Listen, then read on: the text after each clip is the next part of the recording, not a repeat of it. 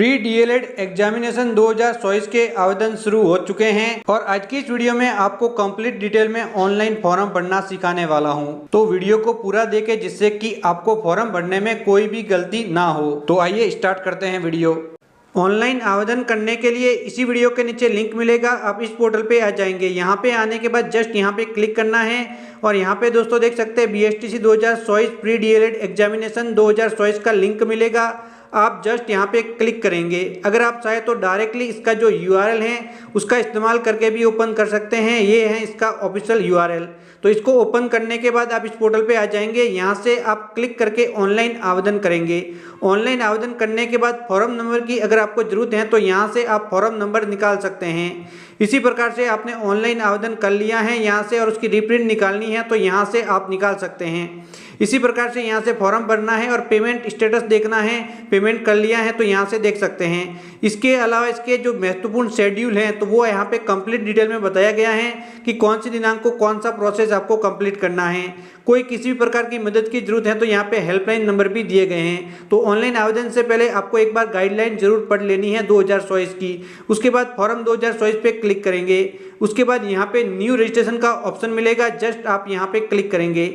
यहाँ पे क्लिक करने के बाद आपका फॉर्म ओपन हो जाएगा। तो आपको सबसे पहले आपका स्टेट लेना है, आप कौन से स्टेट से बिलोंग करते हैं। अपना स्टेट लेने के बाद आपका जिला कौन सा है वो आप यहाँ पे ले लेंगे।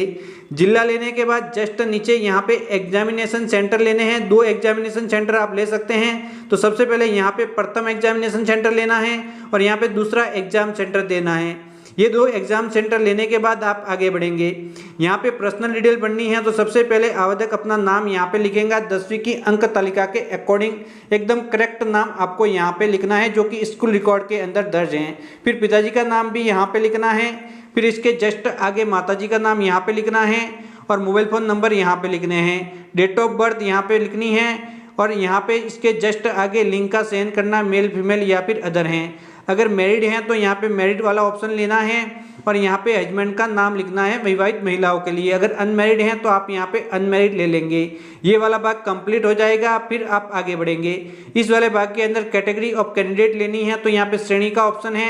तो आवेदक कौन सी कैटेगरी से बिलोंग करता है तो यहाँ से वो ले सकता है। तो यहाँ पे सभी कैटेगरी आपको दिखाई देने लग जाती हैं। तो इसमें से जिस भी कैटेगरी से आवेदक है वो आपको ले लेना है। इसके अलावा यहाँ पे कोई विशेष कैटेगरी आ रही है आपके कैटेगरी के अकॉर्डिंग तो वो भी आप यहाँ पे ले सकते हैं। तो यहाँ पे सभी कैटेगरी आपको दिखाई देंगी। आपको अपनी कैटेगरी बिल्कुल सही लेनी है, यहाँ पे कोई भी गलती आपको नहीं करनी है। यहाँ पे कैटेगरी लेने के बाद अगर आप अल्पसंख्यक समुदाय से हैं तो यहाँ पे यस लेना है और यहाँ पे अल्पसंख्यक समुदाय आ जाएंगे। इसमें से किसी में नहीं है तो आपको यहाँ पे नो ले लेना है। उसके बाद शारीरिक रूप से दिव्यांग हैं आप तो यहाँ पे दिव्यांग की यस लेके दिव्यांग की कैटेगरी का सिलेक्शन कर लेना है। अगर आप दिव्यांग नहीं हैं तो यहाँ पे नो आप ले लेंगे। उसके बाद कोई महिला है, तलाकशुदा हैं, विधवा हैं या फिर परित्याग है तो यहाँ पे ऑप्शन ओपन हो जाएंगे तो इसको फिलअप करना है।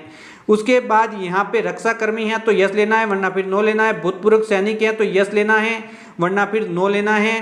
क्या आप राजकीय कर्मचारी हैं तो यस वरना फिर नो लेना है। तो यहाँ पे ये कैटेगरी वाला भाग कंप्लीट हो जाएगा। फिर आपको परमानेंट एड्रेस आपका जो भी है डॉक्यूमेंट के अंदर अंकित वो आपको यहाँ पे फिलअप करना है। तो यहाँ पे हाउस नंबर, कॉलोनी वगैरह है वो यहाँ पे लिखनी है। विलेज, पोस्ट और पंचायत लिख सकते हैं। यहाँ पे डाकघर लिखना है, यहाँ पे पिन कोड लिखने हैं और यहाँ पे स्टेट कौन सा है वो आपको यहाँ पे अपना स्टेट ले लेना है। फिर यहाँ पे आपका जिला कौन सा है वह जिला आप यहाँ पे ले लेंगे।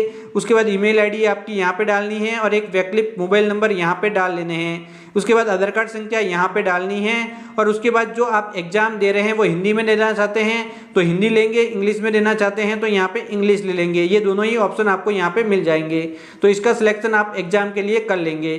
फिर आपका परमानेंट एड्रेस और वर्तमान पता सेम है तो यहाँ पे कॉपी करेंगे, अलग है तो अलग से इसी प्रकार से टिक फिलअप कर लेंगे जिस प्रकार से परमानेंट एड्रेस आपने फिलअप किया है। उसके बाद आपका क्वालिफिकेशन क्या है वो आप ले लेंगे। 12th की है तो 12th लेना है, संस्कृत में की है तो संस्कृत में लेने हैं और वरिष्ठ उपाध्याय की है तो वरिष्ठ उपाध्याय लेनी है। तो ज़्यादातर स्टूडेंट 12th से होते हैं तो मैं 12th यहाँ पे ले लेता हूँ।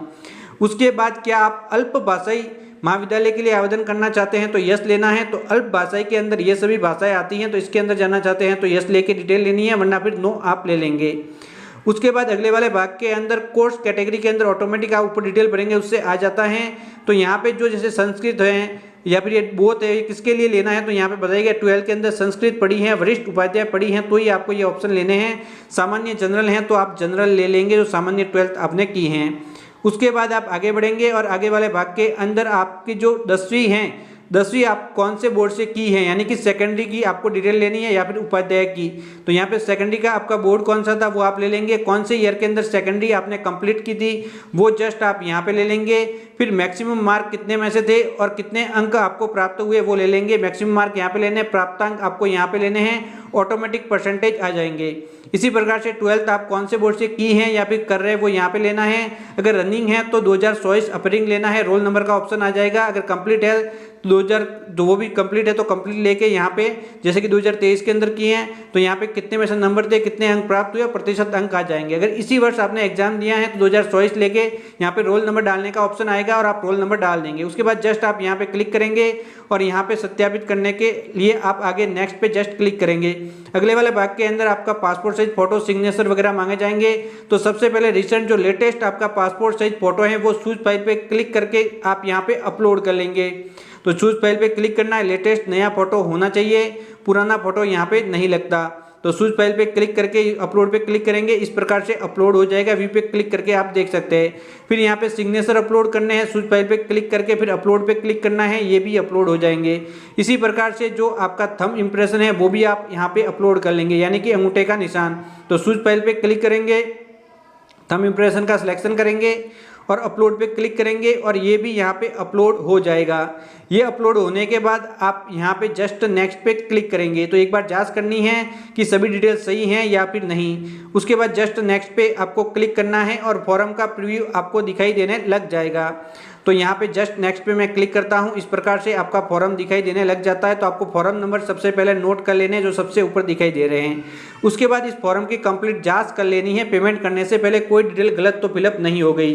पर्सनल डिटेल जांच करेंगे, एड्रेस जांच करेंगे, फोटो सिग्नेचर थंब इंप्रेशन जांच करेंगे, एग्जाम सेंटर की जांच करेंगे और यहाँ पे देख सकते हैं तो यहाँ पे जो एजुकेशन डिटेल है उसकी भी जांच करेंगे। और उसके बाद प्रोसेस टू पेमेंट पे जस्ट आप क्लिक करेंगे, बिल्कुल डिटेल सही होने की दशा में।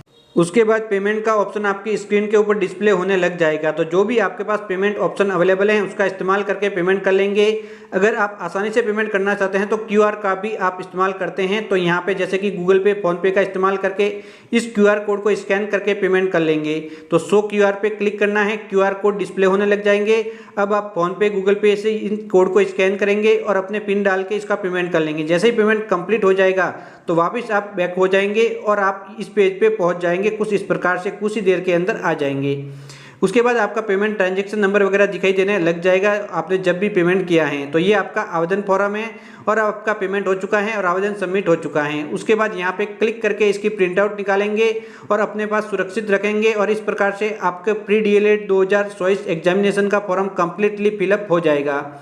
तो उसके बाद जैसे ही यहाँ पे इसके एडमिट कार्ड जारी होंगे तो इसी पोर्टल के माध्यम से फिर आप एडमिट कार्ड जारी करेंगे। एडमिट कार्ड कब जारी होंगे तो उसकी डेट भी इसी पोर्टल पे आएंगी।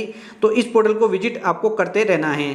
तो ये पूरा का पूरा तरीका था ऑनलाइन आवेदन करने का, जो कि मैंने step by step complete detail में आपको जानकारी दी। इसके अलावा कभी भी आप कोई भी फॉर्म आवेदन कर रहे हैं तो इसकी ऑफिशियल गाइडलाइन को पढ़ना है, हर एक बिंदु को समझना है और उसके बाद ही आवेदन करना है। तो आप कंप्लीट डिटेल में समझ चुके होंगे। जानकारी अच्छी लगी हो तो चैनल को सब्सक्राइब करना है, ऑल नोटिफिकेशन ऑन करना है, जिससे कि ऑनलाइन सर्विसों से जुड़े हुए ऐसे ही और वीडियो सबसे पहले आप तक पहुंच सके। तो बाय बाय दोस्तों।